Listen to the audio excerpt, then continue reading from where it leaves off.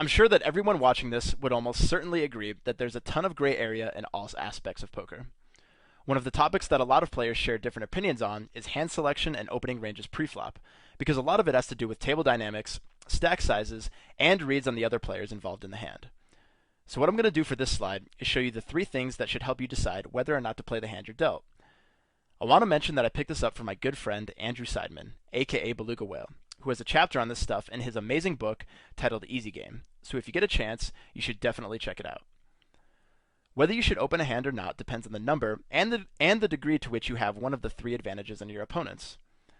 The first advantage is card advantage, and it's the most basic way to acquire equity out of the three, because if you have one of the ultra premium hands, like Ace Ace Jack 10 double suited, we're going to be in the pot regardless of how bad our position is or how skilled the other players in the hand are. When we're in position, our cards naturally have more value for a variety of reasons.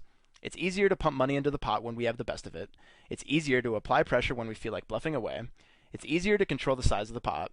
And against almost all players, hand reading becomes much easier as well.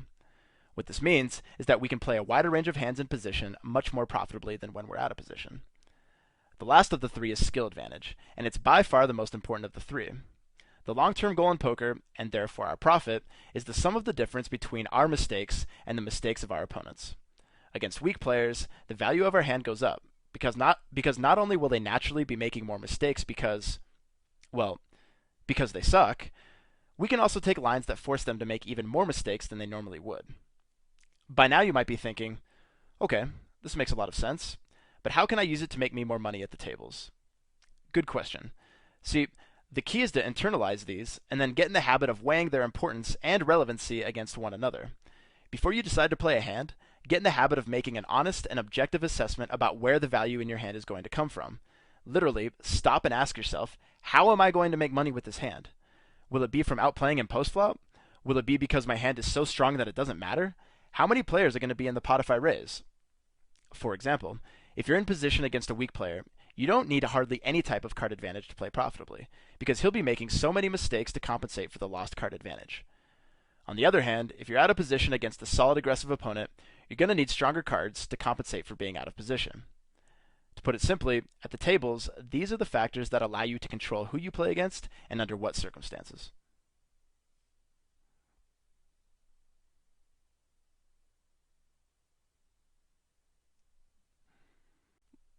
Like everything else we've talked about, the decisions you make pre-flop are based almost entirely on creating the most profitable post-flop situation for yourself in terms of the big three that we outlined in Lesson 2.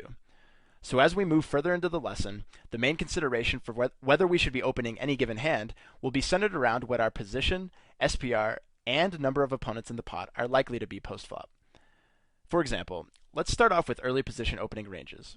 When we open from under the gun, more often than not, we're going to find ourselves in a single raised, multi-way pot where we're out of position for the entire hand. So using everything that we've learned up to this point, what types of hands do you think we can open profitably from early position? Let's go to the next slide and find out.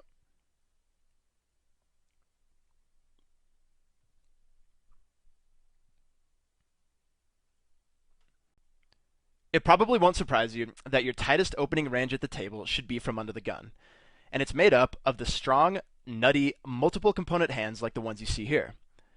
Most good players open anywhere from 8 to 15% of hands from under the gun, but you can obviously make adjustments depending on what kind of table you're at.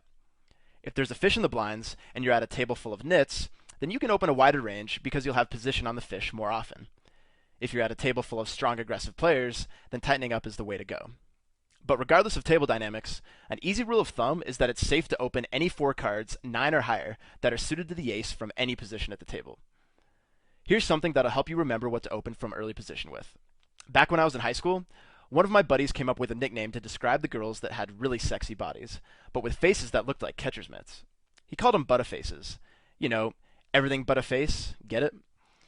Telling a girl she's a butta-face probably won't be good for your love life, but I think it's pretty useful for describing what types of hands you should be looking to open under the gun with.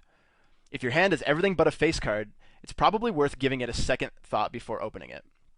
Some exceptions to the butta-face rule are hands with supreme connectedness and suitedness, like 7, 8, 9, 10 double suited, or double paired hands like 10, 10, 9, 9.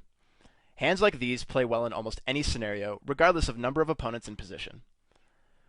One of the most common leaks that I plug in my students is when they're opening with too many hands under the gun.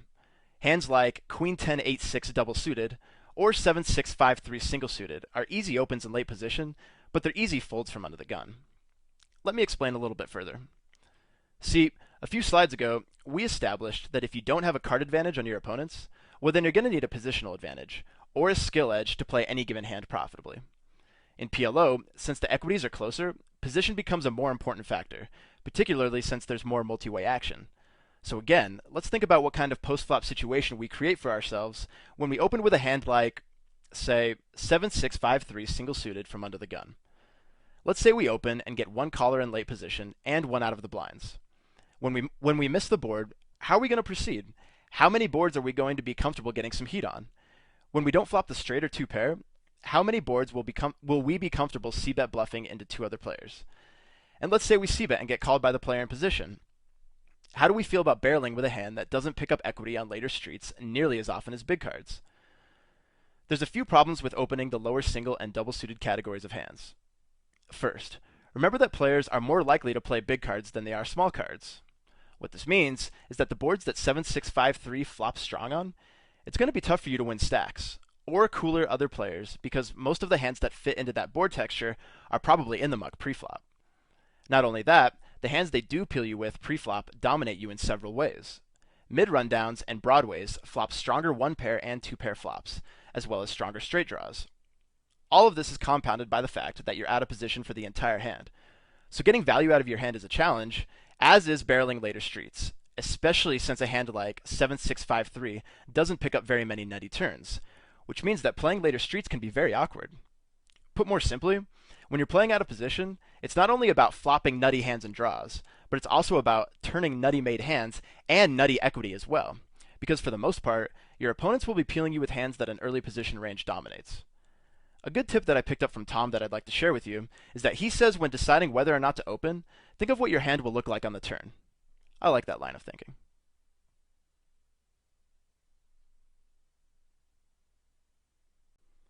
Alright, moving into late position opening ranges, let's use the same process we used for early position opening ranges. When we're opening from late position, how does everything change? Well, playing a wide range of hands in position is the bread and butter of any successful player's game, and it's where the vast majority of your profits come from. We covered all of the benefits of being in position pretty extensively in Lesson 2. So if you need a refresher about why being in position kicks so much ass, then I suggest going back and checking it out. Position helps us gain profit because information in poker is where all of the power lies. When it folds to us in the cutoff or the button, we have a much clearer picture of the number and type of players that are going to be in the pot with us. So it shouldn't come as a surprise that having steal percentages in the 40s and 50s is pretty common for any competent player.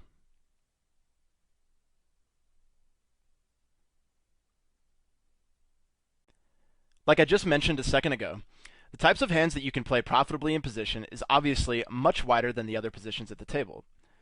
Multiple hands with mediocre components that are generally easy folds from early position become standard opens in the cutoff and on the button.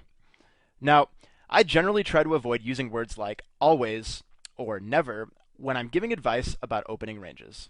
We'll talk more about this in Lesson 4, but for now just realize that when you're in the cutoff, don't forget to check and see what types of players are on the button and in the blinds, because how wide your opening ranges are is almost entirely dictated by the players behind you.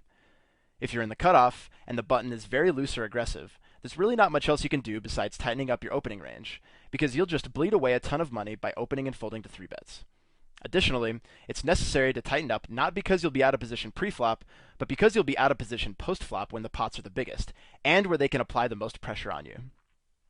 Anyway, at your typical online 6-max low and mid-stakes table, besides your standard premium opens, anything double-suited or suited to the ace can typically be opened profitably. Additionally, hands that are terrible opens from early and middle position become standard opens when you're in the cutoff or on the button. Examples of these include hands like King Queen 10-5 single suited, 8-7-5-4 single suited, 9-9-7-6 single suited, and Ace King 8-6 single suited. There's one more thing I want to point out about late position opening ranges before we move on. One of the biggest benefits that you receive from opening and playing the majority of your hands in position is that many players misinterpret your style for being a lot looser and more aggressive than you really are.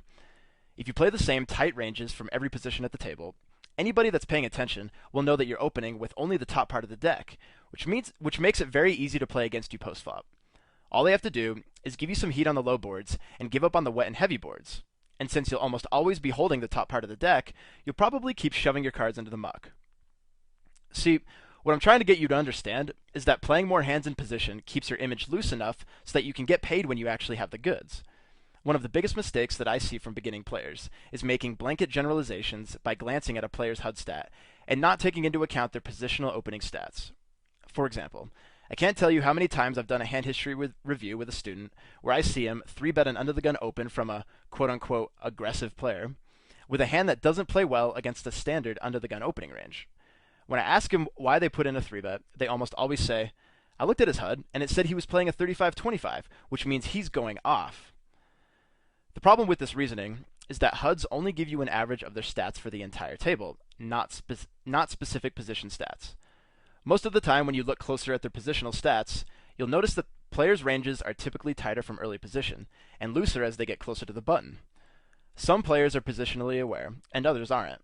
But regardless, it's important to be familiar with how tight or loose their opening ranges are from each position at the table if you want to make the correct decision. To get that information, you usually have to extend the display on your HUD. The point of that mini rant was to encourage you to do the same thing as the opponent in the example. Play more hands in late position and stab at a lot of small and medium-sized pots to develop a loose enough image so that you can still get paid off when you have the goods. And if you're looking for ways to crush the small and medium-sized pots, then I suggest checking out Lesson 10, Post-Flop Warfare.